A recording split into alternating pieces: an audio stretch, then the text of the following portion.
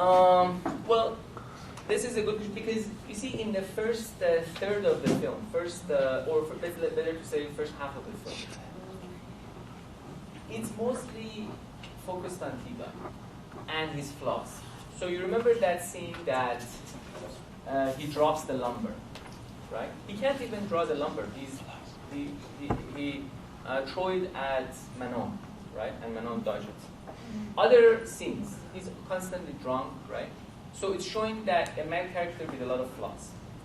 If you compare this with the political struggle in Quebec at that time, so I told you about the PQ government coming to power in 1976, right? And like the end of the Duplessis premiership in Quebec. So you can make the connection that, and like he was a male character, right? He was the source of authority. Police were, that the other character who was a police, he was also the source of authority. These are all knocked out, getting knocked out from the story, right? Same as the PQ government replaced the old guard in Quebec. So that's why I was trying to make the connection that like these two are in the same. I understand. Yes. My question is, T-Guy was always gone, right? Yes. And then, like old Quebec, or people who's living in that era, so because of that oppression, they was drinking all the time, or like the same thing that we have after colonization, that we have the Aboriginal people have the same issue, still have the same issue. So for old Quebec, that time, T-Guy was representing that oppression that Quebec was like suffering from that time because of that oppression that they had. Well, it was obviously a closed society, like during Duplessis' premiership, right? So they were facing many problems, especially the stagnation of culture, right? So as I was saying, the clergy, the Catholic clergy, was basically regulating the cinema as well. So it was a very closed, like, cultural space for everything to grow. Whether like they drank or turned to drinking, I think it wasn't that. It was more like a cultural decay, right? In terms of art, in terms of cinema, but like it changed, right? It was actually also influence of French New Wave as well. So if you see the films in 1960s, right? So I think that was just one element of T-Guy character, that like he was like drinking and everything, right? Showing the decay of the culture, like especially the male in the culture. Was it good enough, or you still are not clear? We can discuss it more in the Q&A. Ahmed. Okay. I like the idea of the analysis you presented about the characters, that the T-Guy is like representing the traditional Quebec. Manon is the radical force. There are two other marginal characters, the Maurice, the policeman, and the mechanic guy. Gaetan. And if we, something that actually I can digest it, the relationship, the comparison you may make between the way Manon sees the policeman, the Maurice, or the mechanic guy. And if, for example, if you look at it as that Manon is in sort of romance, love relationship with her mother, you don't expect that she let the mechanic guy touch her mother, but we see that she seems okay. But if we bring it to that framework, perhaps it may help us to understand the relationship between the radical Quebec with how it looks at the police force and how it looks at the perhaps worker class. Yes, obviously we can make the distinction between the male characters. So mechanic, as you noticed, he was more like liberal-minded. Like he gave the smoke to Manon, right? He was like more friendly toward Manon. They had that chemistry, right?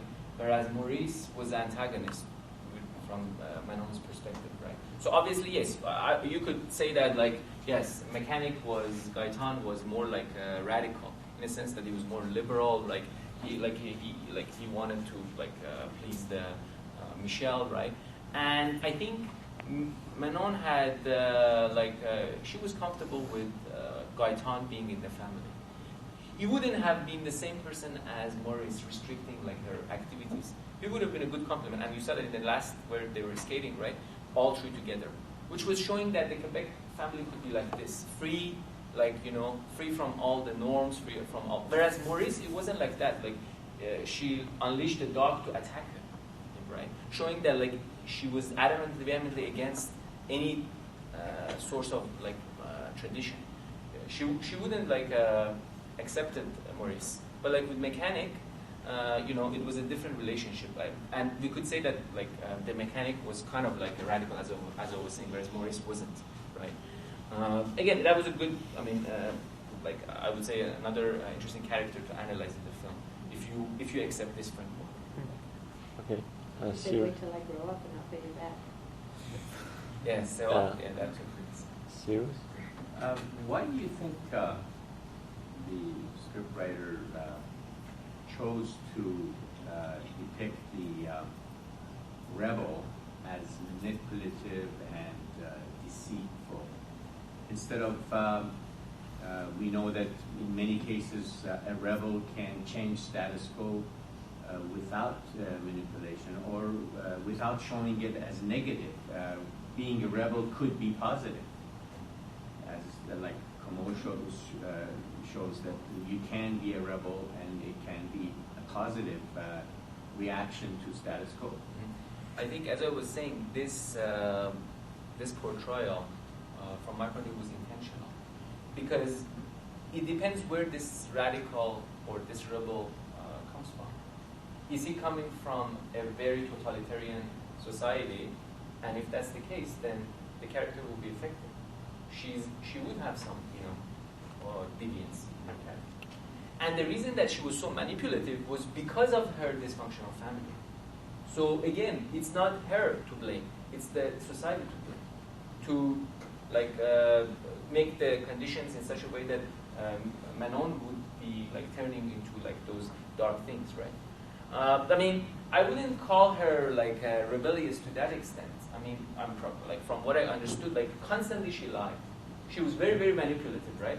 So you could analyze her to be outlier. Better to say an outlier. But again, I think it's my interpretation that she was an outlier, not only because of her own flaws, her own psychopathic tendencies, but also because of the society that caused her family to diverge that much. And the family was a source of instability. Look at the people in her family.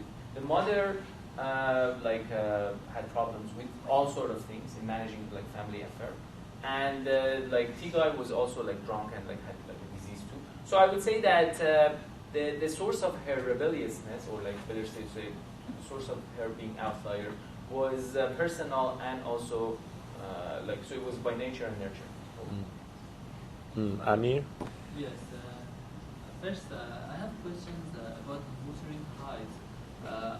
I don't know if is it the story of a black who is coming to white families and show the struggles that this black boy has with these families and how they cannot accept her. Is it the same story? That's my first question. I have some problems with your interpretation also. You suggested, you implied that the movie takes position in regards to old Quebec, and it argues that old Quebec, we need to get rid of it and we need to embrace the new world. But I did not see this message, because as we see, this family is very dysfunctional. The mother or the child could not show the path. It seems to me that the director is not somehow very satisfied with what's happening.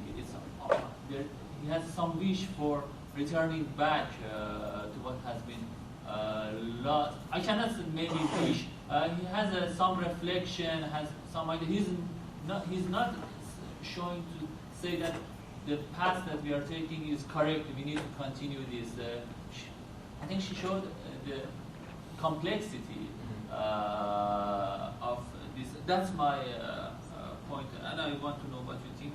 And about the last thing you talked about, that this what we think of this, the last thing, the death and coming and he seeing the woman from the window. It remembers the last scene of Les Invasions Barbares, if you remember, and the man who is on the verge of dying, and although he was on the verge of dying, he thinks about the women he had a sexual relationship with them before. It reminds me of Eros and Tantus, when Freud talks about that. There are always tensions between Eros and which is about sexuality, and Tantus, which is about death, and the dichotomy that he created between Eros and Tantus. That's okay. Yes, last one I agree with you, because as you noticed, it wasn't just her fantasy. Like it's fantasy. Like from the beginning of the film, we see that like Tiga is interested in her, right? So this is developing actually. Like he goes to talk to her, but he can't. So he fails, right? So it's a built up to the point that, as you were saying, the Eros and the death is combining, right? So I agree with with that that interpretation. Like I still stick to what I said, and this is the reason for that. You see, what was happening in Quebec, it was called a revolution, right? Even though it was bloodless, but it was a revolution. Revolution is a rupture. Rupture from the old norm to the new norm, with any cost. And that's what the society, Quebec society, was undergoing. It was a total metamorphosis. So in that change, everything would have to turn around. The characters, the moral content of the society has to change. We cannot expect, and as I said, it's not only in this film, in other films too. You have the antagonists who are extreme. They are not like normal antagonists. It's not just like a simple matter that can be negotiated. Because it was a revolution, as I was saying, and very well reflected in cinema and in the work of Francis Mankiewicz. So that's why I stick to this, because I'm saying that there was a very big rupture, socially, intellectually, in Quebec culture, and they were undergoing that culture. You notice even like in France in 1968, or in America with the hippie culture, that was not a simple like transformation in the society. So I would stick.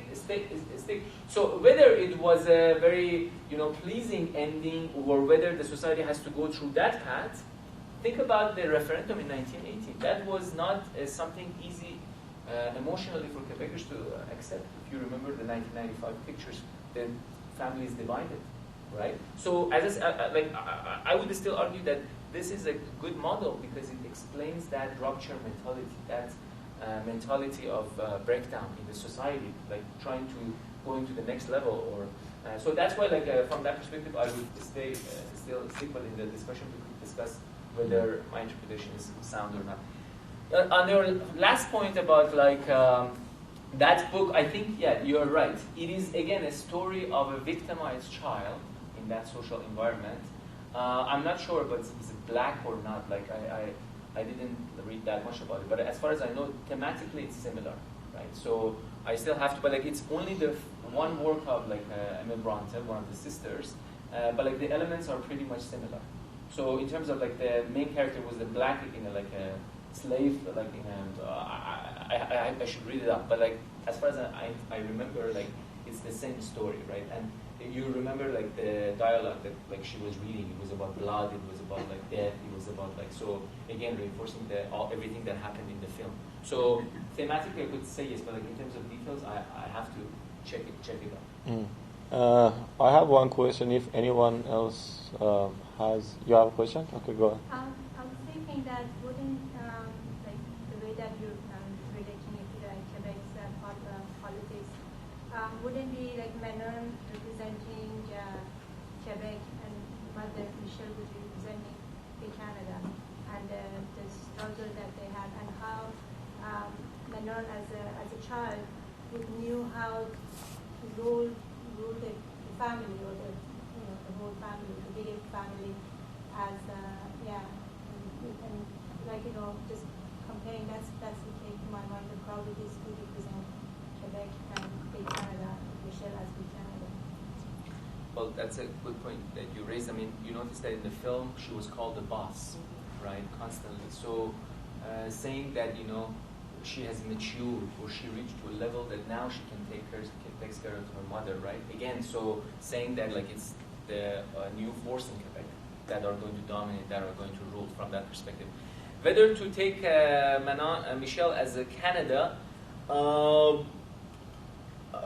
I wouldn't go that far because it was mostly like a story in a Quebec cultural domain. It wasn't something like beyond Quebec. We didn't have any character from other parts of Canada. So I think she still represents somebody within the Quebec society who's the balancing force. And like the group or party or the people that represent that are like from my point of view, the liberals back then, who were trying to, they were not sovereigntists, they were federalists, right? They wanted to have a better Quebec, like better future for Quebec, but within that federalist outlook. So she can't be like Canada. Like she has the characteristic of like a Canadian, politician or Canadian like manager who wants to save this community, who wants to balance different forces. But like we don't have any evidence of that in the film. That like she can speak English in her other film in 1982. There's English character. No, I mean that in a way just that the way that mother doesn't know how to manage it. But Manon has big ideas. She knows, she knows better, Yeah. So in that sense. Yes, I mean from that perspective, yes. In terms of like if you only go to that level of management, yes, she could be like a Canadian politician or like a statesman who wants to save the country, like or the family from like anarchy or from these tendencies of Manon or others. Okay. I have one question, but before that, Ahmad told me please fill the feedback forms, and while you're filling that, I'll ask my question, which I know Hooman is on Hooman's expertise, and he didn't discuss it to ask the question. So I know, and I asked the question about you said the homoeroticism theme that was in the movie. I'm curious to know what's that, and especially there was this other fetishisms in the movie. Especially there was a scene that the mother Michelle kisses the mechanic, and while getting drunk from her, and then she transfers the alcohol to the daughter, and it's more of a kind of threesome, scene in that. And the second part is in that specific scene, if you want to use your framework, then it kind of, I am confused with that, because in a sense then it's not the T guy, the other mechanic though, but you said the male characters are kind of the same, right? So the old traditional Quebec or Canada is kissing the liberal part. So I don't know what kissing means. You have to tell me. But maybe like giving the power to liberals, and the liberals give the power to radicals. Such a weird, combination. So I want to know what's your interpretation on both of them. I didn't emphasize that much on homoeroticism because to me, like, it's more the issue of dominance and power relation here in play. So you see that Michelle, she has a sexual relationship with Morris and the mechanic. So she's not like, driven by her homosexual thing, like drives. Like I think she's heterosexual, but like, in that specific case, because Manon is so, in need of attention, she wants to dominate her mothers, like in every single scene, and that's a natural consequence. Like kissing, she wants that, right? So, like, let's say in the in the scene that the mother says, "I'm pregnant." So, leading up to that scene, she wants her mother. She says, I love you too much, I love you too much, right? So to me, like, it's more like an emotional connection, right? She wants to dominate her. She wants to have her on her side, right? In terms of that scene that you mentioned, the kissing, I think the power relation changed. Because now, Manon is joined by the mechanic, and they are on the same side now, and now she feels much released. Now, she's under control. She has the upper hand. So now she could control her mother, and she could dictate to her mother. And so I take you to the scene that they go for skating. So Tigay leaves the arena. The mother says, go and find her. If she was still dominating, she could say no and she would refuse that, but she would still go. She had to still take the order from her mother. So it seems that power relation changed for a bit because of her mother getting drunk, right? Like you see another scene that she kissed her in the bed, but it was like a very motherly, like a family kiss. It wasn't like something like that could have that interpretation. But in that sense, I agree with you. It was the element of homoeroticism, but I think it was more because she wanted her, she felt that now her mother is on her side, so she can do whatever she wants with her. So that's my interpretation. And then you see that the power relation changed, but then at the end of it, I think she overcame everything by not telling her that Tigay died, right? So I would interpret the homoeroticism more as like a simple, like a single moment. I think they were just trying to pass alcohol. Yeah. That's all it was. There was no homoerotic things going on there. They were just passing alcohol to each other. Yes, but you see, when they kissed, right? But if you watch it again, it wasn't just a simple kiss. From Manon's perspective, it wasn't. It was a normal. It wasn't a normal kiss.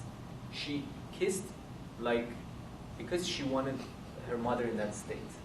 Because you see, the mother kissed him, and she got jealous. She got out of the car, and then she jumped into her mother to hug her, and then she kissed her in retaliation of her kissing the other. So she was jealous, obviously. Not quite.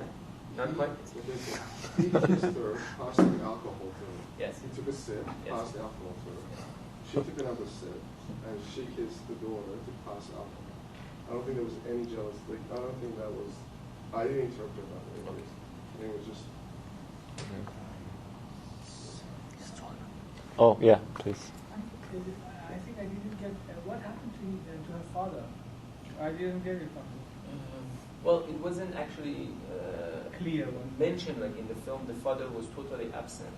We even noticed that Tigay has meningitis, so we know why he became like this. But the father was totally absent out of the picture. There wasn't any mention of this. And another thing is that you notice the conversation between Michelle and Maurice, where they start to talk about her being pregnant, and he basically dodged the issue, saying that I don't want to be a father.